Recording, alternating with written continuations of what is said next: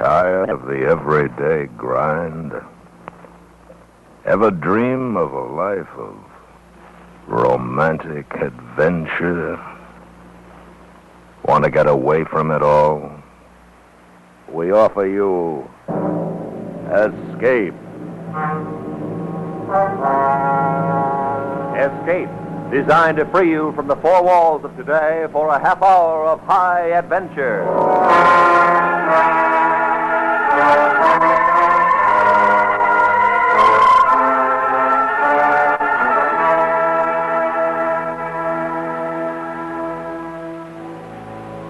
You are crawling across a jungle savanna, your body flaming with fever, while behind you lies certain death, and ahead the endless tortures of perpetual imprisonment. Listen now as Escape brings you Evelyn Waugh's classic story, The Man Who Liked Dickens.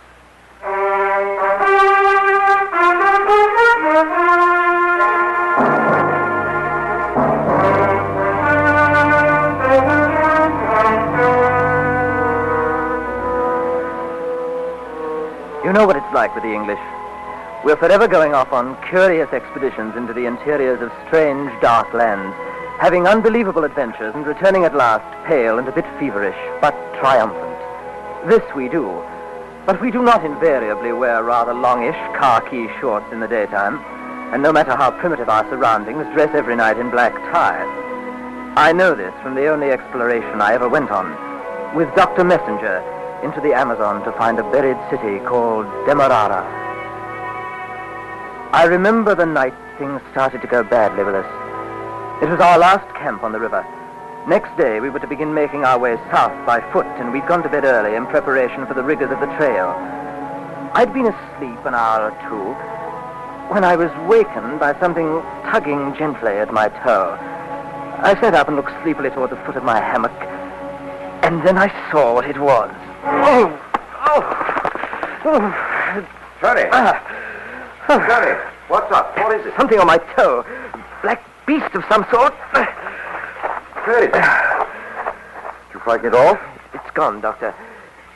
It flew away. Oh. Did it bite you? Yes, you see, on my great toe. Yes. Vampire bat. You must have gone to sleep with your foot against the mosquito netting. It's a foolish thing to do. No telling how long he was at it before you woke up. I thought the lamp was supposed to keep them off. It doesn't seem to have, does it? No. Nasty. May have lost quite a bit of blood. I don't think I like the idea much. Better put some iodine on it. I'll get one of the boys to bring the medicine chest.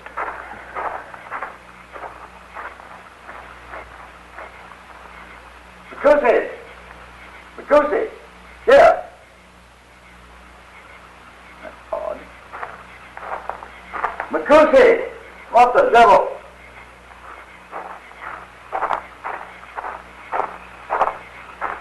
Well, what is it? Where's Macusi? I'm afraid we're in for it, old boy. They've gone. Gone? The boys, all of them. But why? Where'd they go? I was afraid of this. What do you mean? Well, these chaps are rivermen. They don't like going into Indian territory.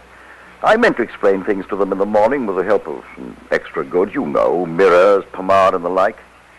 Too late now, I expect. You expect? This is a bloody fine way to run an expedition. Now we're alone, absolutely alone, in this filthy jungle. Well, what if we are? We'll move on. We have our maps. Takes a bit of poise, that's all. Poise? Are you mad, Messenger? We can't even get back alone. How can we go on? Well, the situation is grave, lad, I must admit, but not desperate, not altogether desperate. I wasn't sure whether Dr. Messenger had lost his mind or if he was merely displaying British calm in the face of disaster. In any event, by morning I was beyond caring very much. When I awoke, my head was flaming with fever, and by noon I was slightly delirious. The following day was no better, and Dr. Messenger was rather concerned. How do you feel, lad? Awful. I'm afraid I'm being a great nuisance. No, that's not the point. Here, I brought you something to drink. What is it? Kasiri. The boys left some outside. What's kasiri? Well, it's a local drink made of fermented cassava. Oh, will it help me? Well, it might. You know, it's rather interesting the way they make it. The women chew the root up and they spit it into a hollow tree trunk. If you don't mind, Doctor, I think I'd rather not. Well, as you like. Oh, look here. I think I've got the idea as to what's best for us to do. Oh? Yes. I'm going to take the canoe downstream to see if I can find some Indians to help. Best to go immediately, don't you know? Yes, that's good. All right, I'll come and see you off. You better stay quiet in your hammock. No, I'll come straight back, but I want to see you off. It'll be good for my morale, to get myself up a bit. Perhaps. Well, anyway, I'll be back before tonight. Well, come along. You can sit on the bank and wave goodbye if you like. I staggered down to the river's edge, where I sat with my back against a tree and watched Dr. Messenger launch the canoe and paddle out to midstream. My vision was rather blurred by the fever, and I'll never know exactly what happened. But suddenly, the canoe seemed to pitch up and over, throwing Dr. Messenger out into the water. He must have smashed his head on a rock, for he appeared only once on the surface, and then, without a struggle, quickly sank, and the water closed over him. I got to my feet, swayed about helplessly for a moment, and then passed out. I remember nothing more until Mr. Todd found me. Can you see that house over there? Do you think you're able to walk to it? Well, if not, I can send some Indians to carry you. Rotten thing to watch a man drown. You've been talking to yourself a long time. Such strange talk. Glad to see you coming out of it. Oh, careful there. I say, you're English. I'm English, too. Last. Tony Last. Well, Mr. Last, you've been very ill and you've had a rough time of it wandering about in the jungle. But I'll take care of you now. It's very kind of you to do this for an utter stranger. Oh, not at all. I like strangers. Don't get them often. Perhaps I can repay you somehow when you come to London. I don't get to London, Mr. Last. But I think you might be able to repay me. Do come along, won't you?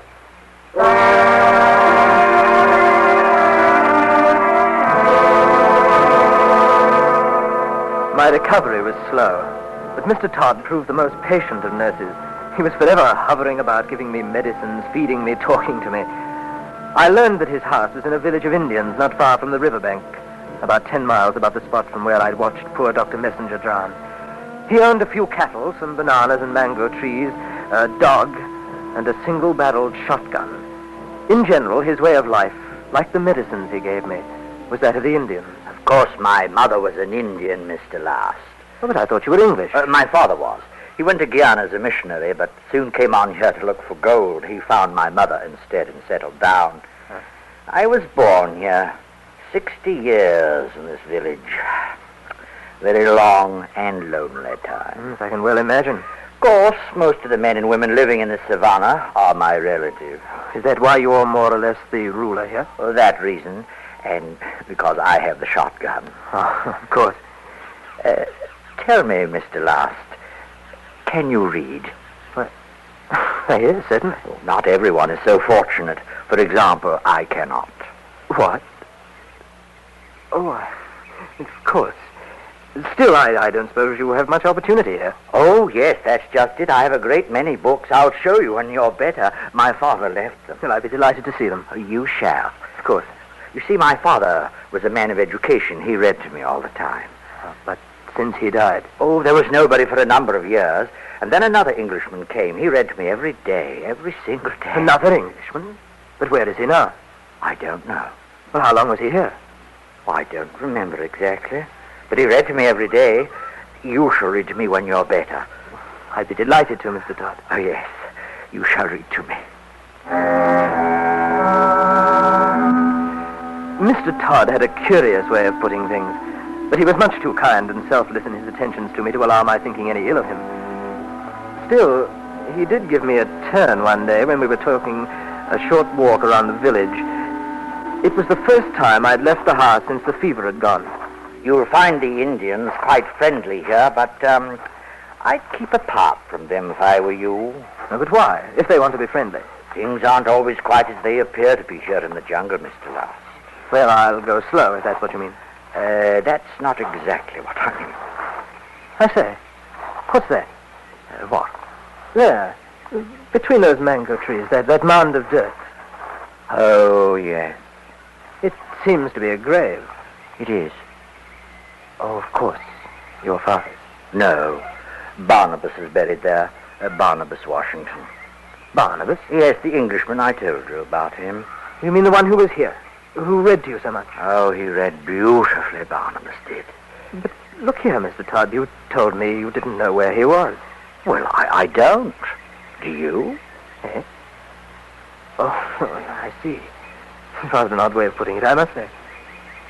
Tell me, Mr. Todd, how long was he here, Barnabas Washington?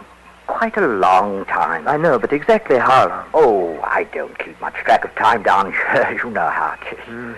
At any rate, he never got home. He died here. Oh, yes, and he was so very kind. Every afternoon for 2 hours he used to read to me. Well, I suppose it was a good way to pass the time. Seems rather odd, though. I mean, reading here in the heart of the jungle, lost, so to speak, from the world. Oh, I suppose it does, but one gets used to it. Of course. You know, it seems a pity poor Barnaby's grave isn't marked. I think so. Yes, I think I'll put up a cross. In fact, I'll put up 2 of them. One to commemorate his death, and the other your arrival. A cross for me? I'm afraid I don't quite understand.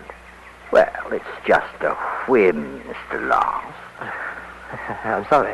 I don't mean to be rude. Of course. And now, Mr. Last, I think you've recovered your strength sufficiently that we may begin tonight. What do you say? Begin tonight? Oh, my reading, is that it? Yes, that's it, Mr. Last, that's it. Well, all right, if you like. Oh, you know I've been waiting a long time for this. A dreadfully long time. And that night the horror began. My subtle, unbelievable enslavement to the strange madness of the gentle Mr. Todd.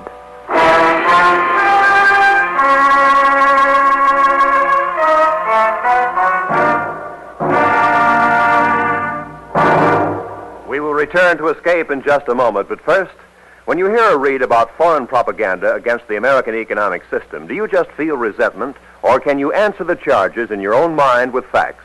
It's true, our system has faults. It also has provisions for constant improvement, and our high production of goods and services has gone hand in hand with the preservation of our basic freedoms.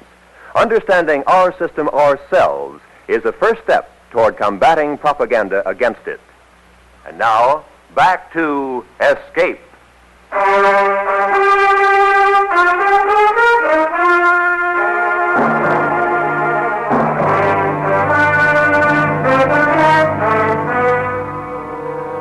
That evening after supper, Mr. Todd led me into his room where we were to begin reading. From a loft at one end of the hut, he took down a number of small bundles tied up with rag, palm leaves, and rawhide. We carried them over to the fire, and he began to unwrap them with feverish anticipation. You choose one, Mr. Last. It doesn't matter which one to take first. Please, choose. What do you have there? This? Pickwick paper. Excellent. Let's begin with that, shall we? Well, isn't there something a little more lively, perhaps? Oh, I have everything here. How about Martin Chuzzlewit or Great Expectations? Well, I was thinking of a more modern author somehow. I don't suppose you would have a copy of, say, South Wind. South Wind? Oh, that's odd. I have everything Dickens ever wrote, but I've never heard of that. Oh, but it's not by Dickens, you see. Oh, well, in that case, I don't have it. You mean all these books are by Dickens? Oh, certainly. Oh, you must be quite fond of Dickens. Fond? Far more than that. Far more than fond, Mr. Last. Oh. You see, these are the only books I've ever known or heard. As I told you, they belonged to my father, and he used to read them to me. And then later, Barnabas Washington. And now me. And now you. But don't worry, I never get tired, even though I've heard them all several times by now. You see, there's always more to be learned and noticed. So many characters, so many changes of scene, so many words. It takes a long time to read them all. More than 2 years. Well, in that case, they'll certainly last out my visit. Oh, I hope not. I sincerely hope not. It's delightful to start again. Each time I find more to enjoy and admire. But come, let's begin, shall we? Well, all right. Yes, and read slowly now. I don't want to miss anything. And you won't mind going back over certain passages, will you? I'll let you know when we come. Of course. Now, let's begin. The Posthumous Papers of the Pickwick Club. Chapter 1. The Pickwickians. The first ray of light which illumines the gloom and converts into a dazzling brilliancy that obscurity in which the earlier history of the public career of the immortal Pickwick would appear to be involved, is derived from the perusal of the following entry in the transactions of the Pickwick Club, which the editor of these papers feels the highest pleasure in laying before his readers as proof of...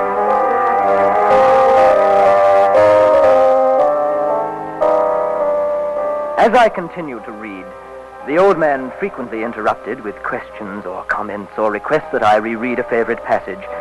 His delight was rather contagious. But by the time we were on the 4th volume, the novelty had begun to wane. And anyway, I was feeling strong enough to be restless. More than once I brought up the subject of my departure, but Mr. Todd seemed obtuse and paid no attention. Finally, one day, he actually became a bit menacing about it. I had just finished a chapter of Bleak House and was resting my eyes for a moment. You know, Mr. Last, you read even better than my father. Even better, I might add, than Mr. Washington. Well, we still have a lot to get through. I hope I shall be able to finish it before I leave. Oh, yes, don't disturb yourself about that. You'll have time to finish it, my friend. Look, Mr. Todd, the time's come when I really must be thinking of getting back to civilization. I've already imposed on you much too long. Oh, not at all, Mr. Last. It's been a pleasure, a great pleasure. I know, but still, how soon do you think I'll be able to get a boat? A boat? Yes, to go downriver. Oh, no, you know I appreciate all your kindness more than I can say. Oh, but Mr. still... Last, any kindness I may have shown is amply repaid by your reading of Dickens. Do not let us mention the subject again. Well, I'm very glad you've enjoyed it, but I really must be thinking of getting back. Oh, yes, the other Englishman's like that, too. He thought about it all the time. But he died here, poor chap. Mr. Todd, how long was he here, the other Englishman? Oh, now I don't recall exactly. We pay so little attention to time down here, you know. Well, did he read all of Dickens to you? It was a long time ago. But I do remember Dombey and Son 3 or 4 times. 3 or 4 times? But you said it took 2 years each time to go all through. Yes, about that. Mr. Todd, why did he stay here all those years? Well, I don't know. I never asked. But there must have been some reason. Well, he never said. All right. But I really must press the point. When can I get a boat? There is no boat. Well, then the Indians can build one. Well, you must wait for the rains. There isn't enough water in the river now. Well, how long will that be? Oh, a month, 2 months. All right, then. I'll wait a month or 2. Of course. Now, let's get on. Now, it's so interesting what Dickens has to say about the law's delay. Bleak House has always been such a favorite of mine.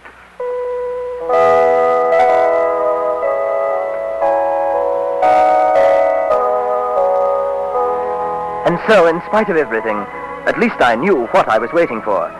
And so it only remained for the rains to begin. I waited as patiently as I could, living with gaudy dreams of my return to England. Until one day, as we were reading, Mr. Todd explained all that away. I think Mrs. Jellyby does not take enough care of her children. But still, Dickens has great sympathy for her. He'd been poor himself, you know. What's that? Listen. Yes, shall we go on now? Rain. The rain has begun, Mr. Todd. Of course, it's the time for it, but do let's finish that chat. No, later. I must go and talk to the Indians about building a boat. I can leave now, don't you see? Oh? Certainly, the river will be full soon, and in a week I'll be off. Oh, I'm afraid that's impossible, Mr. Last. Impossible? Why? Oh, the Indians won't make a boat during the rainy season. It's one of their superstitions. Is that true? Ask them. I think you might have told me. You didn't ask? Why didn't you mention it then? I must have forgotten. That's suppose. You've forgotten nothing, Mr. Todd. I'm satisfied now that you're holding me here against my will. I demand to be released. Of course, you're perfectly free. Now look here. You've saved my life. And when I get back to civilization, I'll reward you to the best of my ability. I'll give you anything within reason. But, my friend, there's nothing keeping you here. You're under no restraint. I demand to be released. Then go when you like. Stop that. You know very well I can't get away without your help. Then in that case, you must humor an old man. Read me the rest of the chapter. No, Mr. Todd. I've read for the last time. Oh, I hope not, Mr. Last. Oh, I sincerely hope not.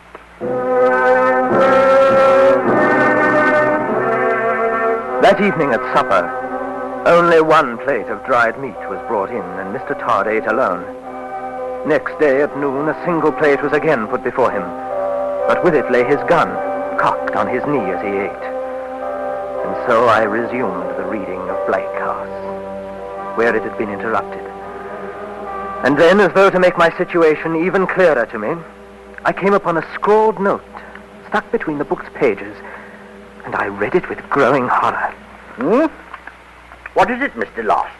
What have you there? This document. It was here in the book. Document? What document? Don't you know? Then I shall read it to you, Mr. Todd. If you like. It seems a pity to interrupt Dickens, though. Year 1930. I, James Todd of Brazil, do swear to Barnabas Washington of Georgetown that when he finishes this book, in fact, Martin Chuzzlewit, I will let him return to civilization without delay. Then there's an X, and after it, Mr. Todd made this mark. Signed Barnabas Washington. Ah, yes, poor Barnabas. He died before he could get out. And if I remember the marker you put up, he died in 1942. Is that right, Mr. Todd? Excuse me, Mr. Last. I nearly forgot something. I meant to mention it earlier. Yes? The Indians tell me that you were trying to speak to them this morning. I was. Of course. But may I suggest that it would be easier for you to say anything you wish through me? You realize, do you not, that they do nothing without my authority. They regard themselves, and quite rightly in many cases, as my children. I have nothing to hide. I was asking them about a boat. So they gave me to understand. And now, if we've finished, do let's get on with our reading. I'm quite absorbed in the book.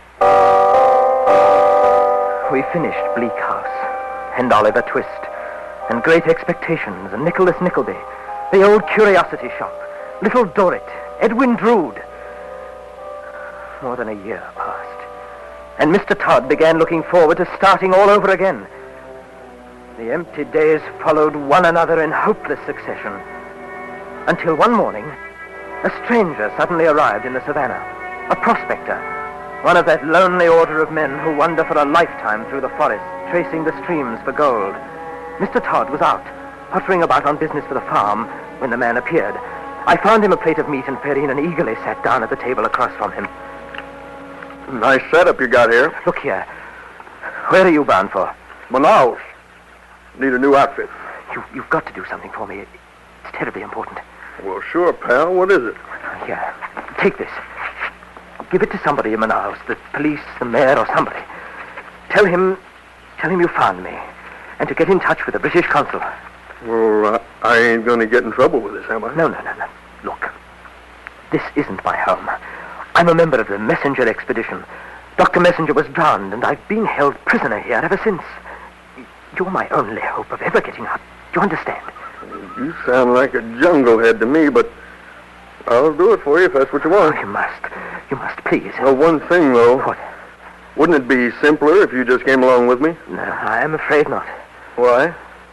First, there are Mr. Todd's Indians. I can't take 2 steps into the jungle without one of them after me. Oh. And then Mr. Todd has a shotgun. You, mustn't mind Mr. Last, my friend. A touch of fever, you know. This is Mr. Todd. Perhaps you see what I mean. I warned you about getting up too soon, Mr. Last. It's my guess you're going to have a time of it now. I have no fever, and you know it. Well, you boys settle this between yourselves. I've got to shove on, and thanks for lunch. But you will... Like I said, why not? Don't bother to see me off. So long. You're going to let him go? Of course. Oh, God, Mr. Last, I believe we're going to begin Little Dorrit today. I'm most anxious to hear it again.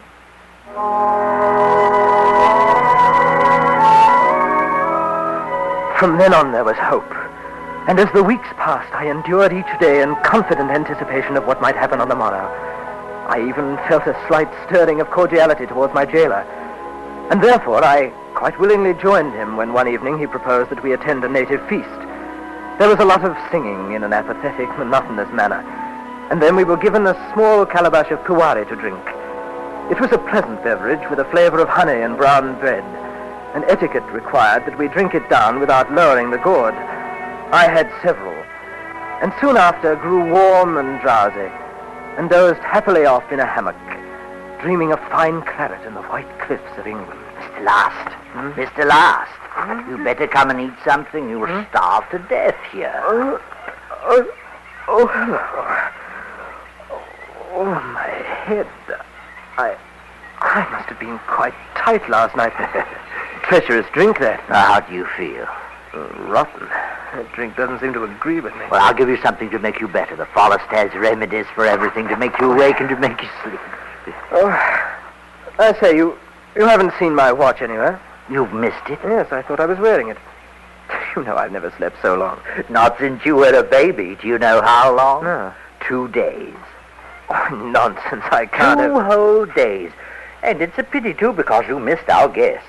Guests? Oh, I've been quite gay while you were asleep. 3 men from outside, Englishmen. It's a pity you missed them, and a pity for them, too. They particularly wished to see you. No. Yes, they came all the way to find you, all the way from England. But since you couldn't greet them yourself, I gave them a little souvenir. Your watch.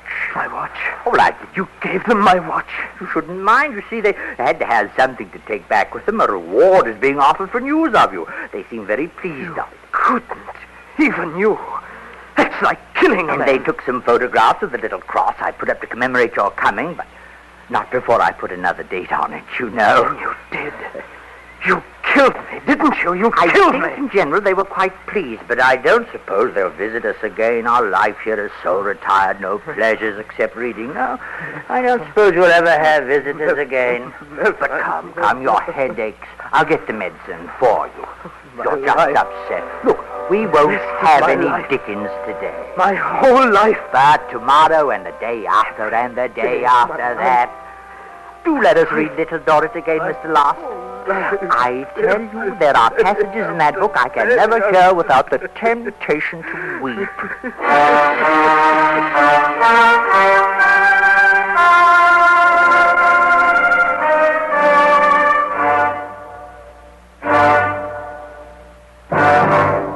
Under the direction of Anthony Ellis, Escape has brought you The Man Who Liked Dickens by Evil and Waugh, especially adapted for Escape by John Meston, and starring Terry Kilburn as Tony with Joseph Kearns as Mr. Todd.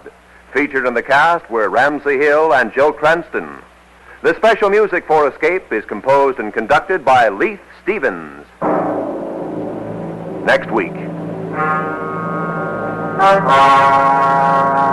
You are standing in a Mexican bull ring, your body racked with fear, while in front of you the terrible horns of a huge fighting bull are waiting, and all around you the crowd is demanding that you move in and come even closer to death. So listen next week when Escape brings you Anthony Barrett's exciting story, Nightmare in the Sun.